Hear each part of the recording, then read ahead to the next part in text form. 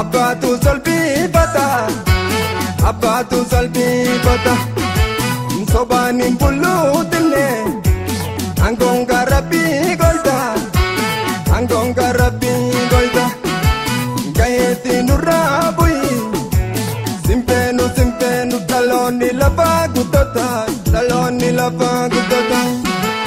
Herrii keessan guyyaadhaan jijjiirama Saroonni keessa fakkeenya doorsisa Ni baafata keroonni keessa abasa Saroonni keessa fakkeenya doorsisa Ni baafata keroonni keessa abasa Dhugaa qabna akka keenya falmanne Sobaan buluun ga'ee kunootine Dhugaa biromtuuf saba keenya miidhani Angoo soba yoomiyyuu milkooftani Baduu jirtu yajarree mootoochini Baduu jirtu yajarree mootoochini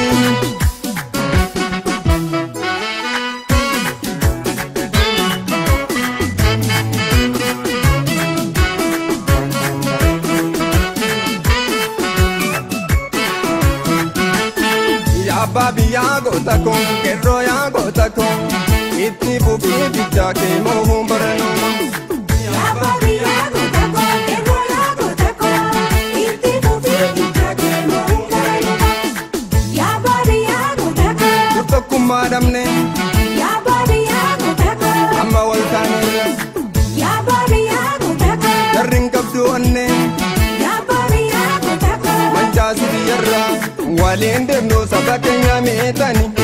Angoo soba yoomiyyuu milkooftani Baduu jirtu yajarreen galtuuwwani Gumaa miti dhuga keenya baafanna Jigeena fuudhini gootawwan keenya Akaaf dhumne akka keenya falmanna Cubbuu malee mirga keenya goonfanna Jigeena fuudhini gootawwan keenya Nugaa biromtuuf saba keenya miidhani Angoo soba yoomiyyuu milkooftani Baduu jirtu yajarree mootoochini Baduu jirtu yajarree mootoochini Dawaa durooroo kayi Akka tokkummaan fincilte Injifattuu diina waliin dhayi dawaa durooroo kayi akka tokkummaan fincilte injifattuu diina waliin dhayi dawaa durooroo kayi Lammi lama miti dawaa durooroo kayi Komoo komiidha dawaa durooroo kayi Maafnu miti galtuun dawaa durooroo kayi Yaadaddu kan dhufu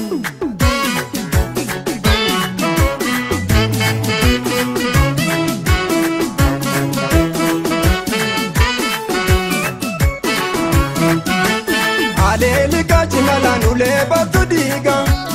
Ormaa miti keerro numa baasa diiga Aleeli kachimalaan ulee battu diiga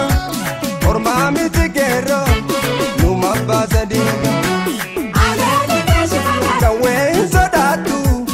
aleeli kaashimala dhaloonni qubeedha aleeli kaashimala Gumaa baasti nyaattu aleeli kaashimala kerroon kutattuudha aleeli kaashimala Ulee battu diiga Ormaa miti keerro numa baasa diiga